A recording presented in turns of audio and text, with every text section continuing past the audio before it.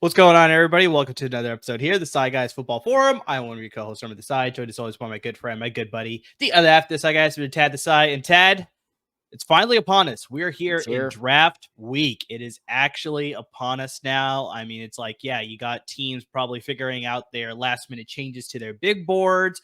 Maybe they're on the phones trying to figure out what teams are going to do to possibly work some trades. I'm pretty sure that's in the, works as well. We had a trade, actually, Tad. We had Zach Wilson officially traded to the Denver Broncos. So he is no longer a member of the New York Jets. So maybe that's going to affect their plans. Maybe they're going to invest in a quarterback. Maybe they're not now that they have Zach Wilson. I have no idea. But I mean, this is a very critical time for all these teams out there to figure out their plans before Thursday round one hits us day one. It's exciting times for us because we'll be doing our live stream just like last year. And yeah. How you feeling right now? I'm feeling actually good. I'm strangely energized for Monday night. Usually by now I'm kind of dead and I'm like, oh God, more draft stuff. And now I'm pumped, man. It reminds me of how we were able to do 6 hours of a live stream during the draft. Cause it's just like, I don't know what it is about this event, but it is truly, I honest to God think I like the NFL draft more than March Madness. It's fair. It's very fair. I think it just gains a lot more attention. And yeah, March Madness, you got a lot of people that, sort of argue with the like, oh, what and done. Is this really the best teams that are in the tournament at the end and all that stuff? So it's like you got a lot of haters in that sense. Did you watch that national championship? Those definitely were not the two best teams. Yeah, so it's like you can look at it that way. But yeah, the NFL draft is exciting times, gets a lot of attention, a lot more than I remember when I was watching it back in high school. It did not have the same attention that it has now. But yeah, it's definitely growing in popularity immensely. And yeah, like we talked about, we will be doing our live streams for day one as well as day two, giving you the first 3 rounds of the NFL draft and giving you our analysis as we're watching along. So guys, make sure you tune in for that. We'll give a full promo for all of that towards the end of the episode. But yeah, Ted, with the NFL draft happening this week, at the end of the week, we have to drop our very final mock draft of the season. Maybe it's like Super Bowl Sunday too. Like I'm very excited for this, but at the same time, I'm sad because I'm not going to be able to convince you to do another mock until at least August. At least, yeah. At least. And I'll be lucky if it's August, if I catch you at a bad time.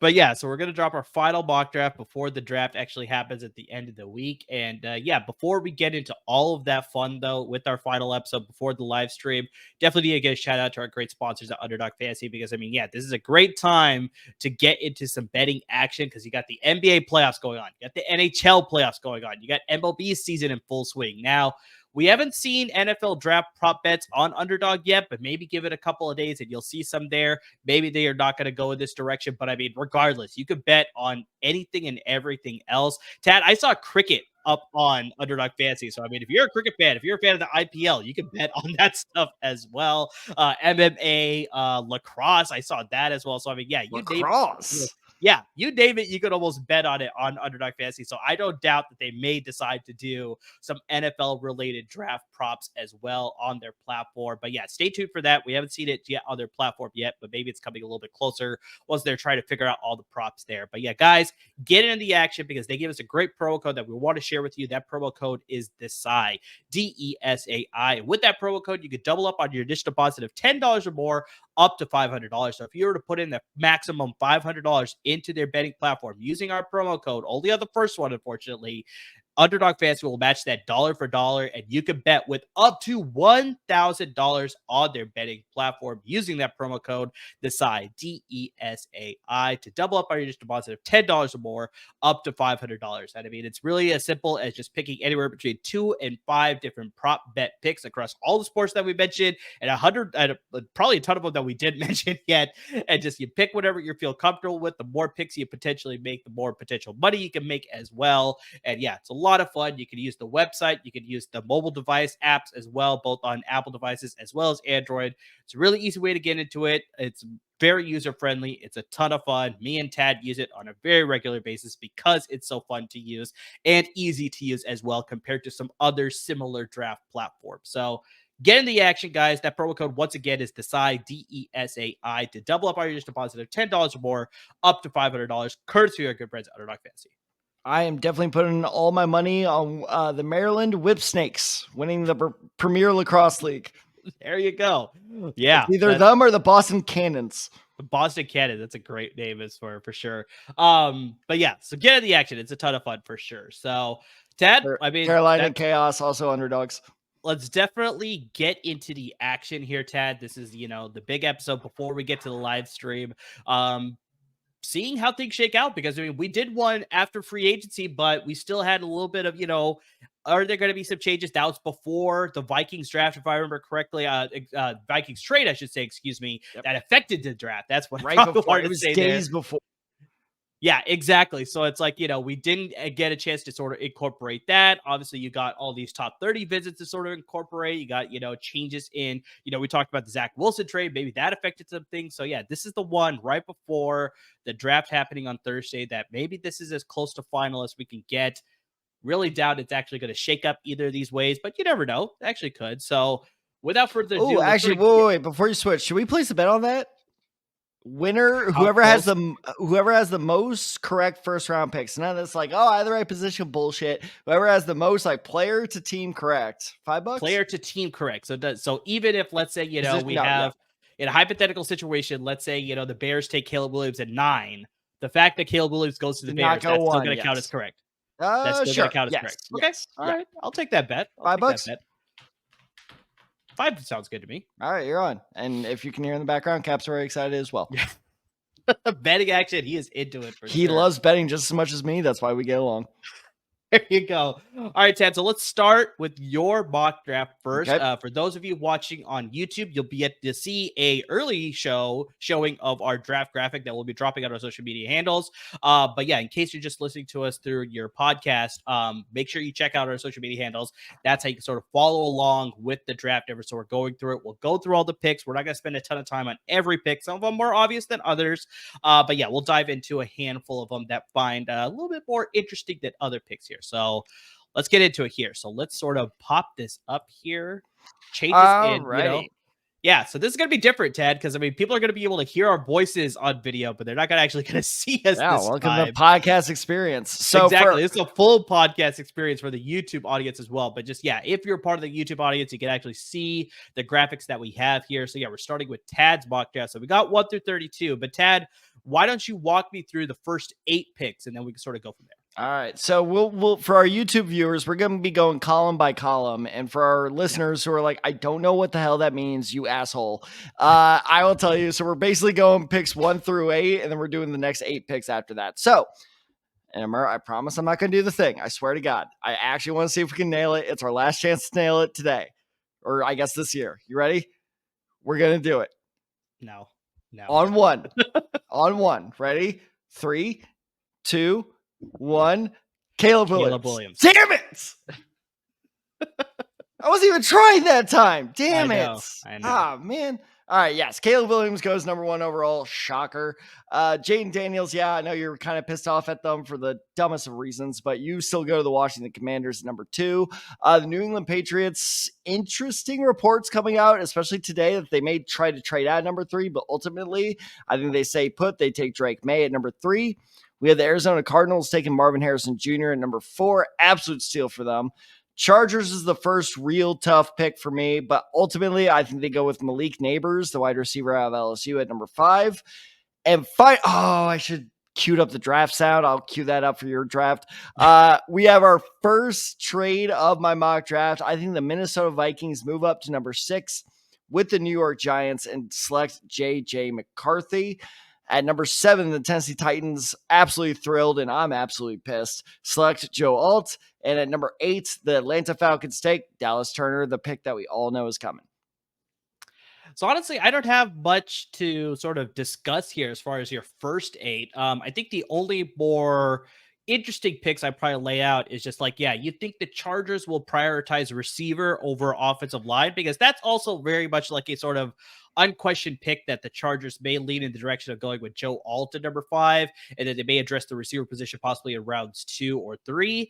And then, yeah, obviously the trade there with the Giants at number 6 with Minnesota trading up to get JJ McCarthy. I think that deserves a little bit of discussion as well. So mainly it's just, yeah, picks 5 and 6 there with the Chargers and the Vikings trading up. So yeah, what are your sort of like your basing your knowledge based on that one there? So let's go in order. Let's start at number 5 with the Chargers. It was tough. It was between Alt and Nabers for sure. And if Marvin Harrison Jr. is there at that point, no question, they take him. But I think that wide receiver room, even for a Harbaugh-led offense that does not put as much emphasis on the receiver, you're still just too shallow, just in terms of depth. Let's forget talent.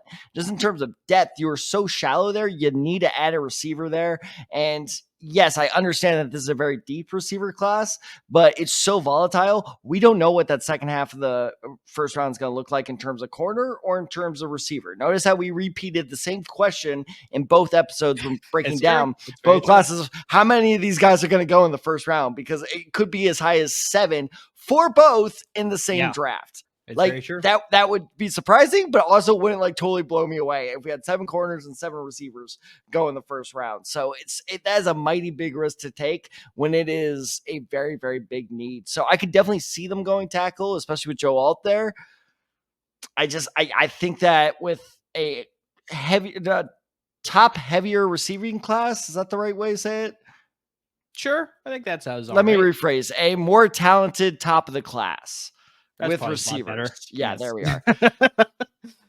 I think that makes more sense to go for the more talented receiver that you hopefully know is going to pan out rather than a tackle, where in this case, a lot of the tackles this year too, trust me, because I've scouted 20 of them over the past couple days.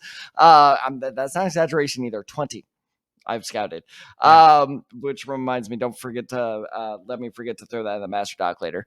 But point being is, a lot of these tackles I had the same note on, which is they're fine at right tackle for now. They may develop into a left tackle. Well, it's that deep and it's that way for most of them. I think it's a safer bet to bet that you have a solid tackle on the developmental side in the second round than you have a solid receiver. So that's why the Chargers go receiver number 5. At number 6, look, the Vikings are going to trade up somewhere. They had to do it. It could be number 3. That's my big first, cannonball, this is pure chaos pick. But ultimately, I do think it'll be number 6 with the Giants. Look, New York knows they had to sit with Daniel Jones for another year. Maybe not as a starter, but is J.J. McCarthy really that much better than Daniel Jones? That much better, yeah. Yeah, I don't think so either. So, and Brian Daboll, why would you invite all that, especially in a city like New York? Why invite a QB controversy that really doesn't solve the problem at all?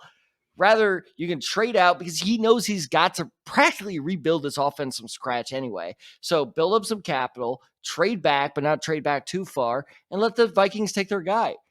And so I think that's why the Giants are the perfect trade partners, because they just have so many needs all across the board that it's like, you know what? There's no one we really love here. Yes, Joe Alt is still there, but tackle's not your biggest need. It's one of your biggest needs, but it's not your biggest need. So it just makes a lot of sense for the Giants to trade back. And unfortunately, that leaves Joe Alt wide open for the Tennessee Titans. If he's a New York Giant, I will be thrilled. Interesting. All right, so that's a good sort of first 8 picks there. Let's get into your second 8 picks here. These are picks 9 through 16. So why'd you lay that out for us? So help me, Goff, and ad plays here. Damn it! Screw you, Bud Light. Not even a good beer anyway. They're not a sponsor, are they? No, but they're definitely not going to be now. All right, we'll edit that part out. But with the 9th pick overall, My Indianapolis Colts trade up to number 9 with the Chicago Bears. You can call it a pipe dream, but baby, I think it's going to happen. And with the 9th overall selection, the Indianapolis Colts select Brock Bowers, the tight end out of Georgia. Look, they know he is not getting past the Jets. He's not getting past the Giants. All rumors have said Chris Ballard intends to make a big splash in this year's draft, and I 100% believe him. I think it's either going to be for Nabers if he starts falling, or it's going to be for Brock Bowers. I think Bowers is the way more likely scenario because I think as a tight end, he's just going to drop through this top 10 like a rock. But I think the Jets, if the Jets pass on him, that will be the biggest surprise of draft night for me. Speaking of the Jets, at number 10, they take Rome Odunze, the receiver at Washington. Look, we have an LAFB network article coming out where we did a multi-writer mock draft where we had several people take control of several teams. I was shocked that, spoiler alert, the Jets went tackle in that year's draft. I won't say what writer, I won't say his reasoning, but for me, I understand that's a very popular pick. They go tackle because they have Morgan Moses, who I believe his contract's up after next year. And they have Tyron Smith, who's also, he's going to retire after this year. So I understand the tackle idea. This is a team built to win now. So I absolutely think of Dunze opposite Garrett Wilson. All of a sudden, that offense is arguably the best in the NFL. At number 11, this is where the Giants make their selection. All of a sudden, there's not really a tackle they love. There's not really a receiver they love. So they just go best player available. And in my opinion, that's Quinyon Mitchell, the cornerback out of Toledo. Look, cornerback is the Giants' biggest need on the defensive side of the ball, and Quinyon Mitchell has a number 1 corner shutdown potential to really develop into a big-time player over the next couple of years. Giants, maybe it's not the most exciting pick of all time, but I think this is a pick that would work out.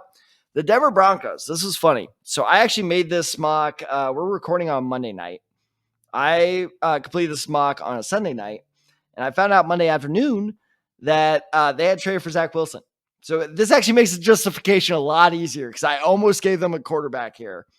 But now that they have Zach Wilson competing with Jarrett Stidham, I think they go for a pass rusher, one they've missed ever really since they traded Von Miller away, and that is Latu.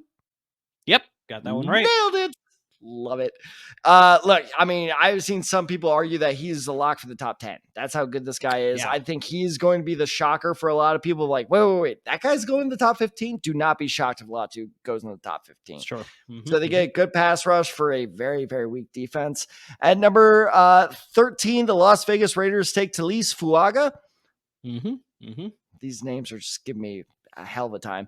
Now, look, even if they are Munford for the Las Vegas Raiders, and for our more casual listeners and viewers going, who?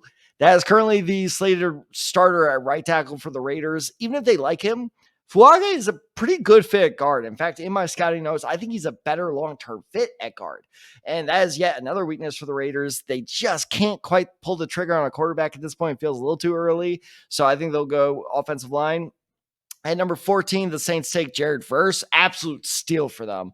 What I think you consider the best edge rusher in this year's draft, getting at number 14, just like chef's kiss pick there, especially with Cameron Jordan not getting any younger.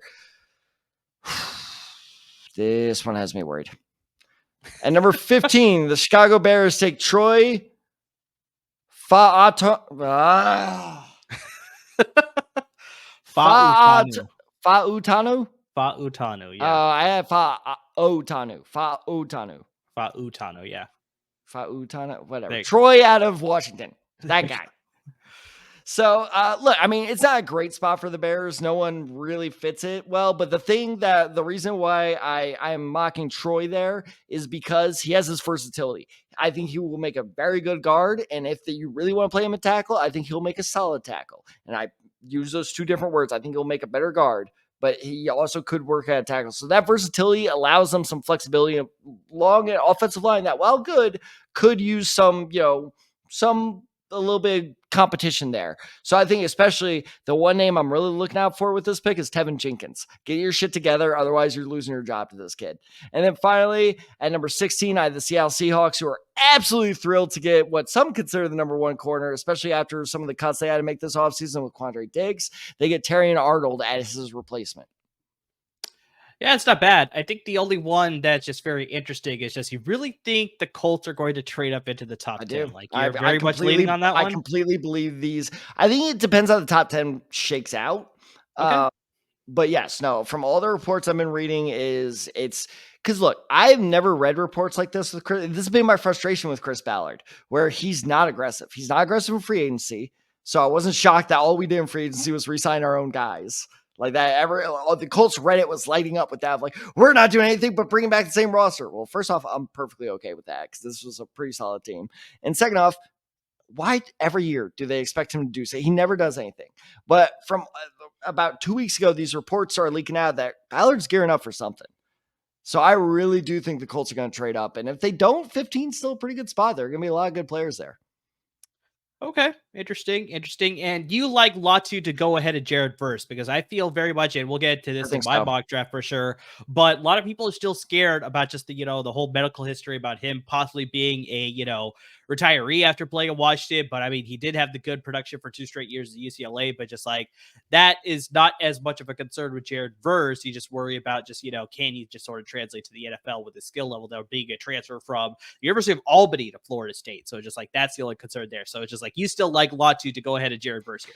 I like Latu to maybe go ahead Dallas Turner at this point. Like Interesting. from Okay. everything I've been reading, and this always happens during draft season where the week before all these crazy reports start coming out.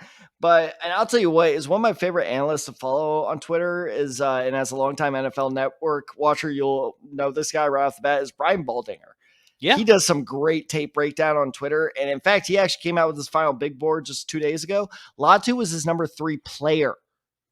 I don't This doubt is it. number 3 player on the big He's board. one of my favorite players too, but just like I said, I think like we've talked about, just I think scouts just get, unnecessarily cautious with players like this, or it's just like, he could slip a lot lower, even though he has the skill level to be the best pass rusher in this class. And like you said, a very top level player overall in this year's draft class. But just, it worries me too much that scouts are going to be too concerned with the medical stuff that just like he's going to fall lower than he should.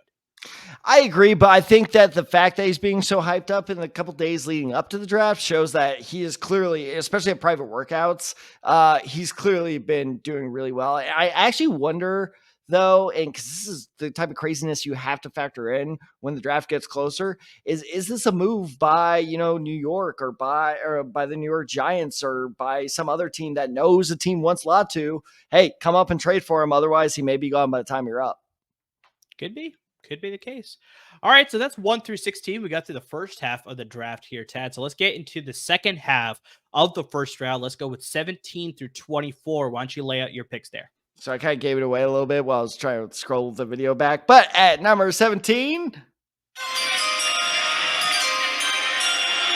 we have my favorite trade of my mock draft, and that is the Kansas City Chiefs trade up with the Jacksonville Jaguars. That is right. 2 AFC contenders make a surprise deal. And before you say that's unrealistic, let's not forget the Detroit Lions traded with a divisional rival to get Jahmyr Gibbs last year. It's true. It's very true. How much you want to regret, or how much you want to bet they regret doing that deal? I'm pretty sure they do. But I think that the Jacksonville Jaguars, this is going to be painful to say. The Jacksonville Jaguars roster is just so complete. They don't really have a need for an instant starter really anywhere on that roster after a really, really smart free agency period by them. So all they need is depth, which they can find at 32. So they trade back, 15 picks. And plus in this mock, I do think that the Chiefs would have to give up next year's first round pick. What do the Chiefs care? That's going to be in the upper 20s anyway, barring disaster. So it's essentially giving up a second. So at number 17, they select the player who I think is going to take the toughest fall of the night that a lot of people aren't anticipating, and that is Brian Thomas Jr. In the LAFB article with that mock draft, he also took a pretty rough tumble all the way to the 20s in our mock. And a very surprising team ended up trading up to go get him because while I did trash on him during our wide receiver episode, I trashed on him as a top 10 receiver. This dude absolutely is a first round receiver. He's just not top 10. At this point in 17, that is like perfect value for him right there. So look, I love the addition of Marquise Hollywood Brown, but at the same time, he's a stretch the field guy. You need an every down guy, especially with all the questions surrounding Rashee Rice because the idiot can't stop racing around. Fun fact, by the way, about 5 minutes away from where I live. Interesting. Okay. Yeah. No, that was like, I saw that video of the crash. And I'm like, oh, that's the way I used to take to work. That's terrifying.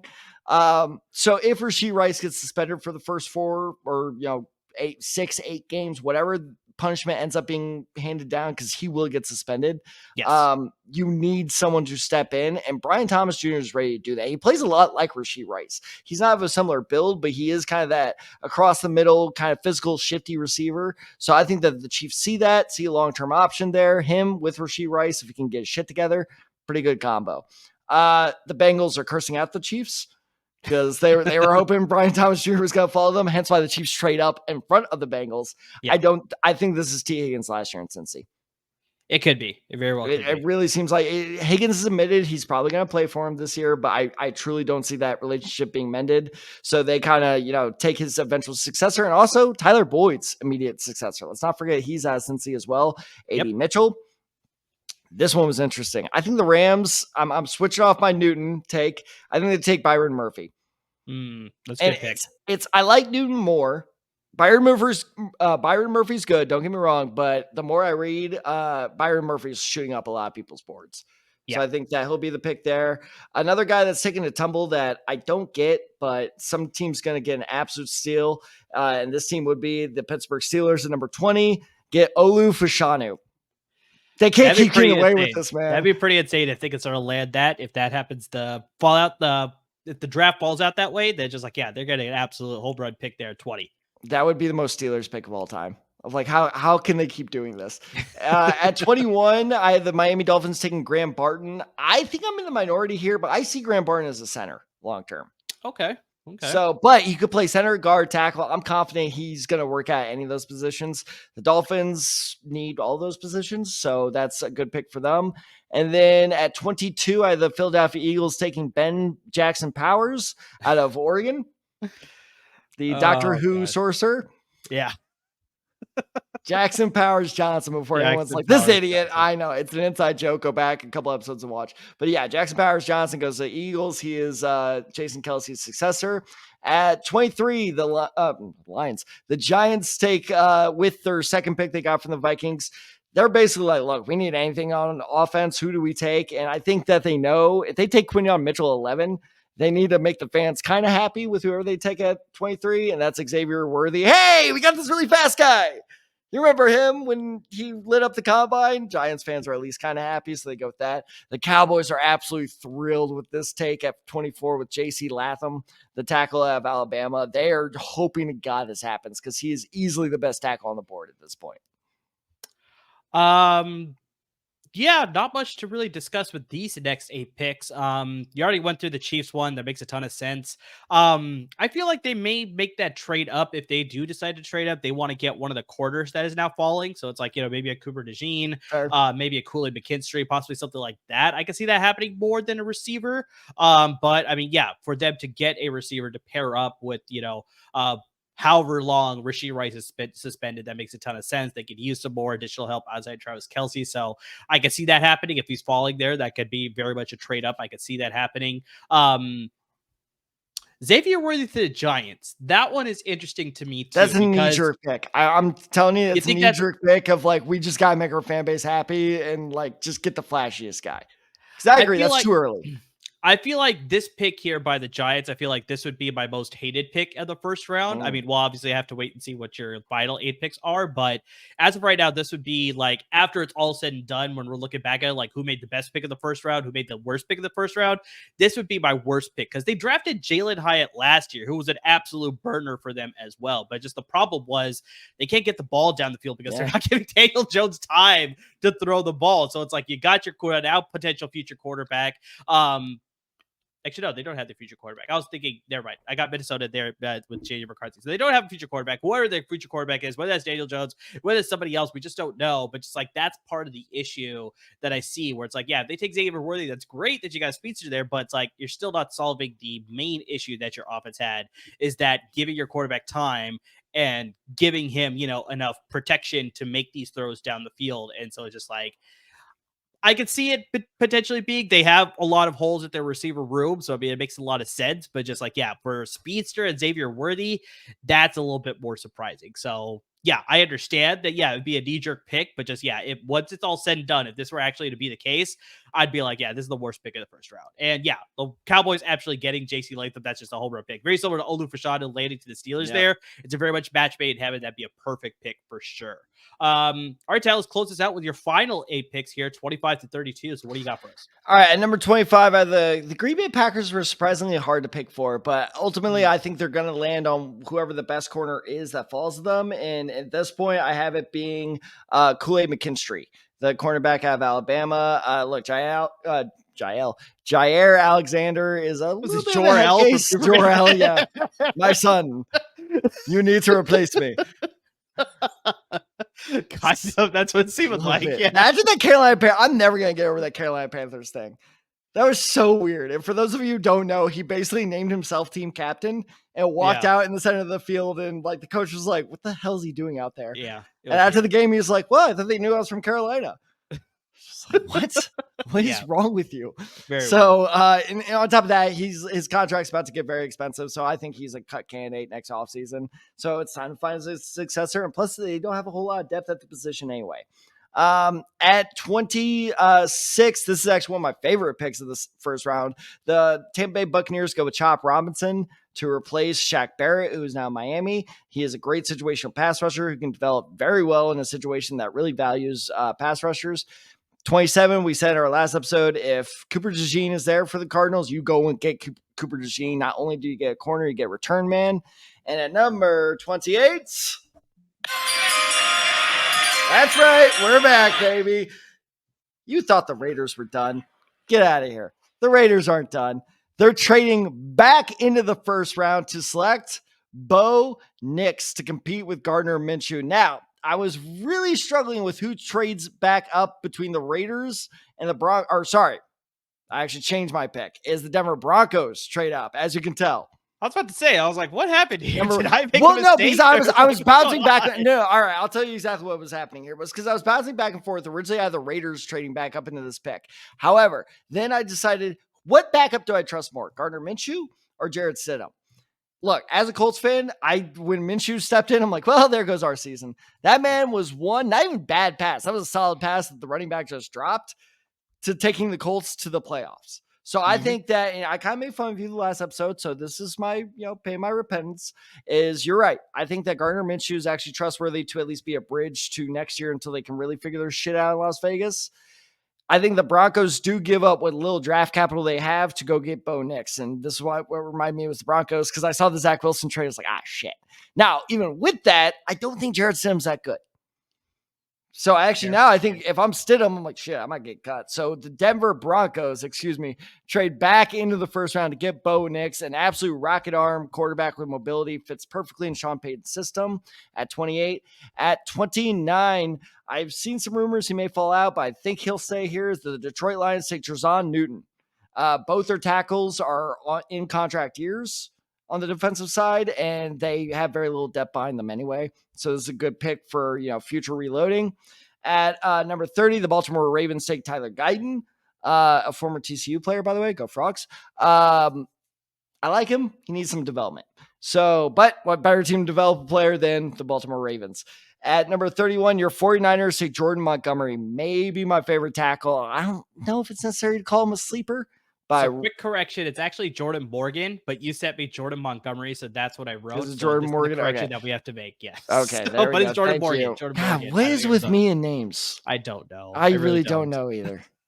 I'm gonna have to fact check you on that. I feel like I've been seeing Montgomery everywhere. I'm possibly hallucinating though at this point. Yeah. At 30, I've watched so much tape over the last week and a half. And then at 32, the Jaguars, after their trade with the Kansas City Chiefs, I hate this, get Nate Wiggins, an excellent value at 32. The one real big weakness in the roster is cornerback depth. They have 2 solid starting corners. They just need some guys behind them. Nate Wiggins is the perfect pick there. Yeah, not much to discuss with this one either. I think all these picks make a ton of sense. Denver trading up to get Bo Nix. I feel like that's, even with the trade of Zach Wilson, I think it's Zach Wilson's more of like a reclamation project than like to be the future starter for Denver. So it's like you still need a long-term option. So it's like, yeah, you need to sort of make a decision there. Getting a guy like Bo Nix, I think he's a perfect fit with Sean Payton's offense, which you already laid out. So it makes a ton of sense there. And yeah, now you give Zach Wilson a chance to compete with Bo Nix. Maybe Zach Wilson can win out. Bo Nix is your backup there potentially, and then maybe eventually Bo Nix can take the starting job from him later down the road once he's a little bit more seasoned. But yeah, I don't think that Zach Wilson, as of right now, I think he's penciled in as like the starter, but I think it's more just a competitive aspect to, in case they don't make an upgrade through the first round and they maybe address him with a quarterback later, like maybe they get a Michael Pratt or like a Jordan Travis out of something like that, maybe. And then it's like now Zach Wilson is actually part of the quarterback mix here. But yeah, if you get a guy like Bo Nix in the first round, I think he's probably going to be penciled in as the starter, with maybe it's his job to lose to Zach Wilson then. So really give him some competition there. But all the other picks make a ton of sense. The Ravens going with Tyler Guyton, I mean, that makes a ton of sense. Niners need some offensive line help as well. Jordan Morgan makes a ton of sense. And yeah, the Jaguars could use some corner help as well. So yeah, to land Nate Wiggins all the way at number 32, very good pick for sure. So, all right, that is 1 through 32 for Tad. Also, I looked it up. We got it right in our Instagram and our social media posts, Jordan Morgan. So that is clearly like I've been watching too many tackles and they just started blending together. So apologies. Yeah, so I think that's also me. I did fact check you. I was just like, let me just go with what he has there. I was like, maybe there's another tackle from Arizona called Jordan Montgomery to go with Jordan Morgan. So yeah, we'll have that. All right. So with that said, Omar, what is your NFL mock draft look like? So we'll have it all cleaned up before we post them on our social media handles for sure. But yeah, let's sort of get into my top 32 here as far as what's going to happen with the first round. And so, going here into my first 8 picks here, I mean, it sort of lays out very similar. I think there's only one big change that's different between mine and yours. Yeah. So I got Caleb Williams going to Chicago Bears at number 1. Makes a ton of sense. Jayden Daniels also going to the Commanders at number 2. That makes a ton of sense. Drake Maye is the pick there for the New England Patriots there at number 3. Here's the big change. Arizona trades out a number 4 with the Minnesota Vikings. I think, like we've talked about in the podcast and a handful of episodes before here, Tad, Arizona needs a lot of help on their roster. And I think the chance to sort of improve their roster with getting a 3rd first-round pick now, because they'll get both of the first-round picks from Minnesota in this round. Then they'll keep their other pick way at the bottom of the first round as well, keeping number 27. So now they have 3 first-round picks to make an instant upgrade to their roster and hopefully jumpstart their sort of rebuild in their process there. So yeah, I got the Vikings trade up to number 4 here with Arizona to get JJ McCarthy. I still think he's the quarterback for Minnesota there. And then after that, falls into Jim Harbaugh's lap. They need to upgrade the receiver position. They get Marvin Harrison Jr. at number 5 there because he's the best player available in that situation. The Giants, I know we sort of discussed it where it's like, maybe they're going to look at other positions here, but I think, like I talked about, the big issue that they had was just they couldn't protect their quarterbacks. Daniel Jones got hurt for a reason. Their backup, Tyrod Taylor, got hurt for a reason. There's a reason that we saw Tommy DeVito on the field and his modicum of success that he had. Right? I will not support any Tommy DeVito slander on this podcast. I don't think it was bad. That man and his agent are national treasures. You watch yourself. I'm just saying that there's a reason we saw him on the field. It's because they couldn't get the protection, which led to their first 2 quarterbacks getting hurt. And I think in this situation, they need to anchor their offensive line. Seems like Evan Neal, I don't know what the issue is there. He's not developing. Andrew Thomas, I'm not sure what the issue is there, but he's not developing the way that they should. Hopefully, Joe Alt is the answer here. So I think they take that swing and they go with Joe Alt to the New York Giants there. At number 7, the Tennessee Titans still stick with the tackle. They go with Olu Fashanu. And then number 8, this is like the unquestioned, like everybody's picking this pick here, Dallas Turner to the Falcons at number 8. So justify the Arizona trade with me, because that's the one I have trouble with, is because this is a very popular trade point for the Vikings. I feel like it's either 4 or 6. I don't see New England trading with Minnesota. I made that trade as a GM in the LAFB network article. Spoiler alert, by the way. I was surprised whoever was controlling the Vikings agreed to that trade. But bottom line, I don't see why Arizona would pass up on generational talent at receiver. And in regards, if it was a pick, if the second pick was higher than 23, I would understand it. But I don't understand why Arizona would do this. Is it just because they're dumb? Because we do have a well-proven track record of that.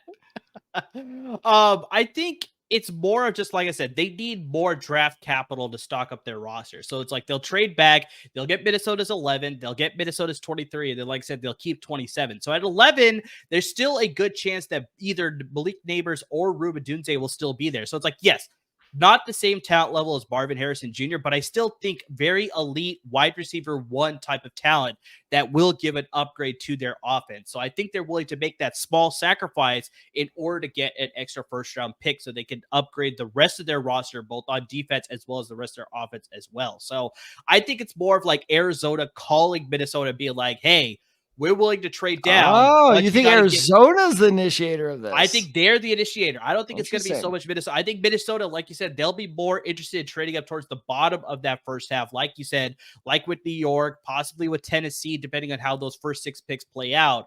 But I think it's more because we saw this last year, like you said, where it's like they made that With trade Will back Anderson. with Houston.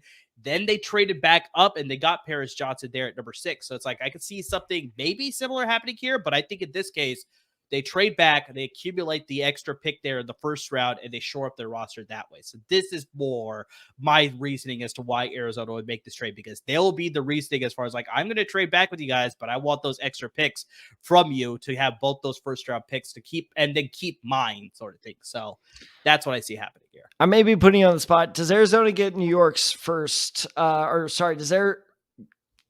Arizona get Minnesota's first round next year out of this trade? I think that would be the compensation. That maybe they get like a conditional 5th or something like that. But If it's you lower. get 3 first round picks out of it, because Minnesota's gonna be not good next year. So like that would be tempting. 11, 23 plus next rounds first. That would be tempting. Yeah. Even though I don't like the movie, it's very Sonny Weaver-esque, where he's supposed to be like, give me back all my picks, essentially. Like, that's what the Arizona Cardinals are going to do. It's like, okay, yeah, give us both your first-round picks this year, but give me one next year, too. And then they're going to be like, what? No way. And then it's like, well, do you want a quarterback this year? Do you want to compete in the NFC? It's exactly like draft takes. It's just like, do you want the Reddit to, want to hang you? Exactly. Yeah, pancake-eating motherfucker. So I think they're going to be able to take advantage of that fact. And so that's what they'll be able to do and work out. So last thing I'll say is thank you. I felt like I was on an island before this. And my friend Matt actually asked me about this. He's like, Fashanu's stock seems to be falling, hence why I have him at 20 in my mock draft. I do think Fashanu is going to take a surprising tumble.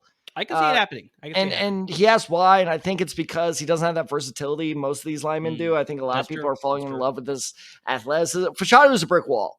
He's not getting past the offensive line. He's also not getting the second level very quickly, which I think is a big issue with a lot of teams. So I thought I was going crazy having Fashanu still as my second rated tackle, and he still is, despite me having him fall. So again, like if he goes top 10, I'll be very happy because he is still a great, great tackle who is just taking a tumble because of his fit. He's a tackle or nothing. While all the rest of the guys are like, hey, if he's not a tackle, we can maybe put him in guard. But yeah, that's where the holes that Tennessee has. So I think that's why they're happy with that pick there at number 7. So let's get to the next handful of picks here, Tad. Let's go 9 to 16. So I got the Bears still on the clock there at 9. I think they go with Jared Verse. They upgrade their pass rush there, get a good pass rush there. Number 10, unfortunately, Tad, I got the Jets taking Brock Bowers. So no hope of them going to the Indianapolis Colts there at 15. Go fuck yourself. I think they need an upgrade at the tight end position. They're pretty good at everywhere else. But like you said, the window is open now for them. This is one of those pieces that takes them over the edge to have a very, very good offense in the AFC. So Brock Bowers to the Jets there at 10. Like I talked about, I think here in this situation, Rome Odunze now slides into Arizona at number 11. So they still get a top-tier talent at the wide receiver position. Like I said, maybe a slight downgrade over Marvin Harrison Jr., but they still get an instant upgrade over their wide receiver room that they currently have. And they get a great piece there in Rome Odunze, wide receiver 1 material for sure. And number 12... I'm just saying RIP to his career because he's going to Arizona. But anyway, carry on. Yeah, I guess so. At number 12, I got the Denver Broncos. I think they go corner here. They need to get another piece here to play opposite Patrick Surtain II. So yeah, they get another Alabama corner here and Terrion Arnold to upgrade the secondary there. At 13, I got the Las Vegas Raiders going with Talise Fuaga. They need to upgrade their offensive line as well. They need to do that. At number 14, this is where I had the New Orleans Saints. They sort of get a lucky pick here with Malik Nabers sliding here to 14 there. They need to upgrade. They're going to release Michael Thomas Jr. They don't really have much else besides him outside of Chris Olave, right? So they need another guy. They get a local guy in LSU, St. New Orleans there. You get the local guy. Very good piece to add to that offense there. Number 15, I think this is a pick that's going to happen. Quinyon Mitchell, you get an upgrade in the secondary tab with the Indianapolis Colts. By arguably, and I think yours as well, the top quarter in this year's draft class. But I think once again, just the same thing that we discussed before in a previous episode, just like people will look at that name on their helmet and they'll, for that reason, lead to players dropping in certain drafts and things like that. So I could see Quinyon Mitchell sliding purely because he went to Toledo. Indeed, he didn't go to a blue chip school like at Alabama, a Clemson, Ohio State, what have you. So I got Quinyon Mitchell luckily landing with the Indianapolis Colts. They get a steal there. And then number 16, I think we talked about this before when we did our mock draft in March. I don't see Seattle staying at 16. I see them trading back. Wait, hold on. Give it to me. So I see Seattle trading back here. I don't think they stay at 60. I think they stay in the first round, but I think they trade back here. And I got a trade with the Buffalo Bills because I think they trade up here. They need a receiver. They need to maximize what they have with Josh Allen in his time in Buffalo. They don't want to disgruntle him. They traded Stephon Diggs. They let Gabriel Davis walk. They trade up to get Brian Thomas Jr. out of LSU. They're worried that there's too much of a run to receivers with these last 8 picks here, so that's why they sort of need to make this jump ahead of some of these other teams that potentially could take a receiver. So yeah, Brian Thomas Jr. Seattle doesn't have any immediate needs that they can't address later in the first round, so that's why they make this trade here. And yeah, they need an upgrade at wide receiver. They may go corner here, especially with some of the sacrifices that they made. But I think here, like I said, they need to give Josh Allen a weapon here. They go with Brian Thomas Jr. to upgrade the receiver room. This is a really good column. I really like a lot of these picks. This Jared Verse is for the Chicago Bears opposite Montez. Jared Verse and Montez Sweat could end up being like one of the deadliest pass rushing duos in the league next year. Jared Verse, in my opinion, is a boomer bust prospect, but if he booms, he's really, really going to be good. So that is an excellent pick for the Bears. It's either, wide receiver or edge rusher. Otherwise, just trade out. And I know my friend Matt's going to scream at me and be like, I also said receiver. Nah, just receiver. It's such a deep class. You can get one later. If Jared Verse is still there, go for him. Brock Bowers, I really hate that. And this is why I had the Colts trading up to 9, because there's no freaking way Brock Bowers falls past the New York Jets. I don't think so either. Yeah. Because he just your trade makes a ton of sense. But yeah, it's for sure. I think, if the Jets have the opportunity, they will take him. Yeah, he just fits that dual role so well for the Jets of like, hey, he's tight end, but he's also basically an extra receiver. So you're basically getting a 2-for-1 deal there. Terry Arnold, it's going to be interesting, to say the least. Now, let me ask you, Terry Arnold going to the Denver Broncos, do you think that means Surtain is a goner before the season starts? No, I think they hang on to him. I think the only instance that I see Patrick Surtain being traded is that if Denver gets aggressive and they trade up into the top half and they want to get a quarterback, because we've talked about this before, that there's a rumor that Denver may be willing to include Patrick Surtain II in a potential trade to get up into that top half of the first round to get, or not at the top 5 picks to get a quarterback. So I can see that happening. But I think in this case, they stick with what they have and they get an upgrade in the secondary to keep Patrick Surtain and pair him up with Terry Arnold. I forgot, and this is part of the reason I brought it up. I forgot to mention during my mock draft, because of the screw up, the reason also I had the Broncos over the Raiders is to save a little bit of draft capital. The Broncos don't trade as many picks as they usually do. They give the Bills Cortland Sutton, who has also been reports of teams have been calling. So I think the Bills are willing to trade out of the first round for Cortland Sutton. So I agree. And this is also why I love your 16 trade out with the Bills to get Brian Thomas Jr. Is it the receiver they wanted? No, but we talked about this on the pod. There's going to be a run. It is the, oh God, not The Big Short. What was that movie I was talking about? The Big Fail, Too Big to Fail. There we go. Too big to fail. It's going to be, there's going to be a run on something. It's going to be a run on corner, or it's going to be a run on receivers. And it's going to be very interesting to see which domino falls first. And I think, that depends what team trades up, but a team is going to trade out for a corner, a receiver. And if it ends up being a receiver, 100%, it's going to be the Bills. Makes a ton of sense. All right, so that's 1 through 16. Let's get to the back half of the first round here, Tad. Let's get to 17 to 24. So at 17, I got the Jacksonville Jaguars. They need to upgrade their secondary. They land Cooper DeJean at number 17.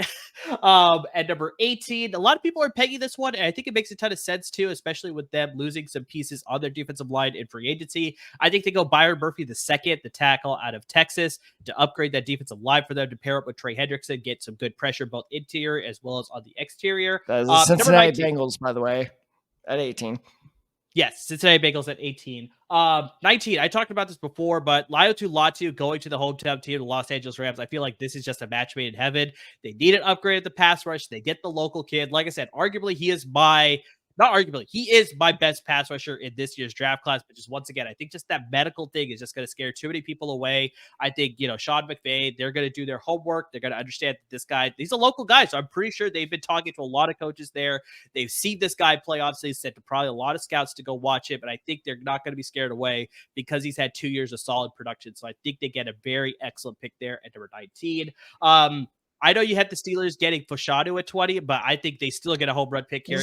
Latham here at number 20 out of Alabama. I think the Miami Dolphins losing Christian Wilkins to the Las Vegas Raiders. They need to make an upgrade on their defensive tackle. So I think they may be a slight reach, but I think he has the talent to justify it here at 21. So I think Jerzon Newton out of Illinois goes to the Miami Dolphins here to upgrade their defensive line. At 22, the Eagles need some upgrade in their secondary. They need some younger talent. They have some older talent, so I think they need to get younger. They get Nate Wiggins there with the Philadelphia Eagles out of Clemson. This is where, the Arizona Cardinals have their second pick with that Minnesota trade. This is where they upgrade their pass rush now. Like I said, they need help across the board. They need to upgrade their pass rush. They get Chop Robinson here out of Penn State to upgrade their pass rushing situation there.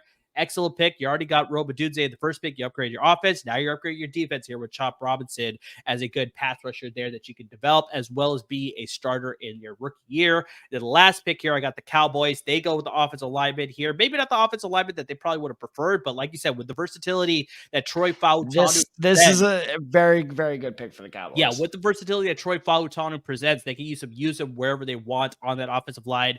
They need some help there. They need to set up some running lanes as well as get the pass protection for Dak Prescott. So he is the pick there at 24. So what do you got for me with these next 8 picks? Not much. I think this is a pretty solid group of picks. The one big shocker for me, so the Miami Dolphins focusing on defensive tackle, I totally understand that. I was tempted to go defense with Miami as well, but I just think that, interior offensive line was a bigger concern, but fine. I can see that. That's fine for the Dolphins. Ignore interior. It's a fairly deep class. Doesn't matter. The Eagles pass up on Ben Powers Jackson. That's shocking. That would shock me. I understand. Look, I'm one of the biggest Nate Wiggins lovers in this year's draft. I think that guy is going to be a really, really good corner in the NFL. But man, pass up on center when you're not picking again for quite a while. Like, is that a trade up? Do you think they're going to bring in a vet? Does Kelsey unretire? What's happening there? No, I think they're pretty happy with their lineman room because it's like they got Cam Jurgens, who we were both fans of when he got drafted a couple seasons ago. Landon Dickerson, I think, played some center as well, so they could maybe use him on the interior as well. But just, I feel like they're comfortable enough that they want to see the production that Jurgens can sort of give them and see just whether this is a reliable situation. Or, yeah, like you said, I think possibly, I don't think they make any sort of adjustments during the season. I think they stick with what they have, but if they want to shore up and get some additional depth, center is one of those positions that you could get a very good center in like round 5. So it's like, true. I don't think they're too concerned about the center position. I think they could still get a very good prospect on day 3, late day 2, if they really want to get a guy like maybe a Zach Frazier out of West Virginia. Like that would be a good pick. He's not going to be there on day 3. I really doubt he'll be there too. No, he's going to be gone. He might be gone round 1. It's a very strong possibility, but just, yeah, I'm not as concerned about them upgrade the interior of their offensive line because I think if they're looking purely for a center, they can still get good talent way later too. Okay. One other thing is that why do I keep doing this to myself? Troy Fautanu. There you go. You got it. You're learning. You're learning. I'm catching on. I got 72 hours.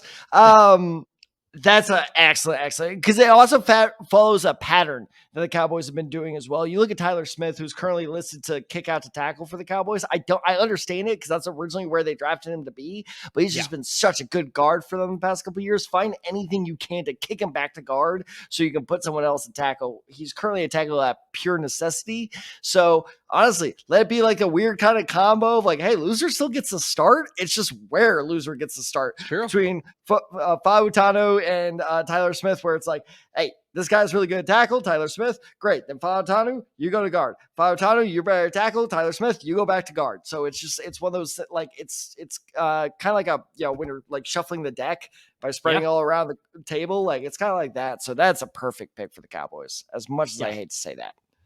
I hate to say it too, but yeah, it would be an excellent fit for them for sure. All right, Tal, let's get to the final 8 picks of my mock draft. This one was interesting. So we're going to start at 25. We're going to go with Tyler Guyton, the tackle out of Oklahoma, going to the Packers. They need to get a replacement for David Bakhtiari because clearly he's been hurt too much. And I think eventually he's going to be released, if I remember correctly on hearing that news there. So, yeah, they need to get a replacement for him. I think they go with Guyton out of Oklahoma there. At 26, I got the Tampa Bay Buccaneers. I think they need to upgrade the interior of the offensive line, maybe even their center position. So they go with Graham Barton out of Duke. I can see them sort of going in this move here. It's a very good addition here. Maybe they would have gone. I know you had this mock previously as far as a good team fit with Chop Robinson going to the Tampa Bay Buccaneers. If he's there, I think that's a possibility for them too. But I think with him already being gone to the Arizona Cardinals, they lead with the offensive line. They protect the interior of the offensive line, protect Baker Mayfield for sure, and they get Graham Barton there. At number 27, we talked about them needing more upgrades. And so the Arizona, with their third first-round pick, they upgrade the secondary here, and they go with Kool-Aid McKinstry, the quarter out of Alabama. He is now the 5th quarter drafted in the first round here. Maybe we'll see another one at the very end of the first round, but based on my mock draft, that is not happening. So it's spoiler alert there. But yeah, they get to upgrade their secondary with Kool-Aid McKinstry. So now they've addressed the pass rush, the secondary, as well as the wide receiver position in their first three picks of the first round. So now, like I said, now they have a jump start toward that rebuild with 3 solid picks there. Potentially. We'll see how it all plays out there. Seattle here. This is with the trade with Buffalo, the back end of the trade, because Buffalo obviously traded up. So now Seattle's here at number 28. And I think at number 28 here, they need to upgrade the interior of the offensive line. So they missed out on Graham Barton. I think that would have been a great pick for them. But they get the consolation prize, a pretty good consolation prize tag. Very good one. And Jackson Powers Johnson, the guy out of Oregon. They can play him at guard. They can play him at center, whatever they want to do. But they have 2 good bookend tackles in Abraham Lucas and Charles Cross. But they need to upgrade the interior of the offensive line, and that's where Jackson. Notice how that guy who I called trash a couple years ago, where Seattle came after me, that one of the guys you named. Just saying. It's true. It's true. So they need some help with the interior. So that's why they go with Jackson Powers Johnson here in that trade back with Buffalo at 28. At 29, the Detroit Lions, they need to make some upgrades to the pass rush. I know they signed Marcus Davenport, but he hasn't really lived up to his first round expectations when New Orleans took him. So he'll be more of like a rotational piece. I can see. I think they go with a defensive end here, defensive edge rusher here. They go with Darius Robinson at number 29, the guy out of Missouri, to pair up with Aiden Hutchinson, give them some good pass rush there. At number 30, the Baltimore Ravens, they take a little bit of a chance here on a very developing prospect, but if he develops well, this is an excellent fit. Marius Mims out of the University of Georgia, an offensive tackle. So he's a guy that sort of landed there, developed with them, maybe start his rookie year towards the back half of the season, I should say specifically, but a lot of good talent there. A lot of things you just need to develop with him. A little bit more of a project piece in the first round, but Baltimore could afford to do that. They have a lot of good pieces there, so they should be all right. 31, we both align here at 31 here, Ted. I also Jordan got Montgomery. them picking Jordan Montgomery. I think when I was looking it up, I knew that I was like, okay, I need to make sure I double check all these names. But when I was doing yours, I might have been. I still have no idea where that came from. It's all right. So I also got them taking offensive tackle Jordan Morgan at Arizona. They need to upgrade their offensive line. That's one of the reasons why they lost the Super Bowl, letting Chris Jones run unblocked on them. So you upgrade the right tackle there or right guard, depending on if they want to play with guard. But I think he's going to fit more as a tackle there. Excellent piece. He could be a plug and play type of starter for them. Start at the right tackle position, and then, dear Lord, maybe the steal of the draft potentially. This is just insane that it sort of falls out this way, and Kansas City absolutely lands a home run pick here at all the way at 32. Adonai Mitchell, the receiver out of Texas, lands with the Kansas City Chiefs at 32. I mean, just, of course, they get like possibly one of the more underrated receivers in the top half of this wide receiver class. And to land him at 32, like we talked about with the Rashee Rice situation, I mean, just this is a great piece to pair up with the Rashee Rice. And then also, while Rashee Rice is gone, he could be an instant producer in his rookie year. He could be a starter from day one. So the fact that they get him all the way at 32, that's just insane to me. So, Tad, finally picks. What do you got for me? Okay, I know this isn't perfect because, like you said, they may let go of Bakhtiari, but if Tyler Guyton is drafted by Green Bay and Bakhtiari somehow stays, that would be the most Packers move of all time. I'm like, hey, we're going to take this really good developmental guy, let him develop behind a Hall of Famer for a year or two, and then all of a sudden he's going to be really fucking good. So that's a very interesting pick. The Seahawks taking Jackson Powers Johnson, excellent pick. Look, I'll be honest, Darius Robinson, I don't like him. I don't like him as a prospect. I don't really understand the hype for him. He's not even in my top 10 edge rushers. And in fact, if you want to see who beat him out for the top 10 edge rushers, check out our social media, which we will announce at the end of this episode, because we just today of recording posted our top 10 defensive tackles and our top 10 defensive ends. Actually, that was yesterday. Sorry, the days are blending together, as given the Jordan Montgomery mess up. The Amarius Mims, it's not a perfect comparison, but it does remind me a lot of when the Baltimore Ravens took Michael Orr. Like, hey, there's a big hulking offensive tackle. His technique's not that good, but if we can make some do with him, and keep in mind, yes, that was a different regime technically, but this current regime under Baltimore was directly groomed, for lack of a better word, by the old Baltimore regime. So it's essentially the same deal. And so I can absolutely see them prioritizing Amarius Mims over Jordan Morgan. I like Jordan Morgan more, even though I don't know his name.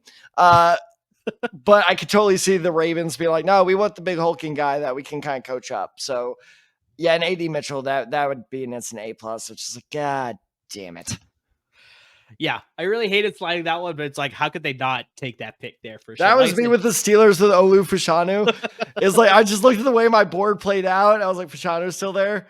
There's no way Pittsburgh lets him slide. I'm like, damn it. Yeah, exactly. So, all right, Tad. So those are the 32 picks that I have. Those are the 32 picks that you had. So, I mean, yeah, this is sort of what we had in today's episode. But I mean, guys, we'll be dropping these mock draft graphics as soon as we correct them, because we did have a few corrections that we had to make. I caught one. I wasn't going to bring it up. I'm pretty sure you saw it too. So we'll have to make those corrections for sure before we drop them on our social media handles. But guys, follow all of our social media handles. You got them coming right across the screen there. You got me at Undecided23. You got Tad Side94. Got the show handle at The Decide Guys. And of course on Instagram at The Decide Guys as well. Like Tad said, we're dropping all of our position graphics on there. We're coming close to the end with those. Last two dropping tomorrow.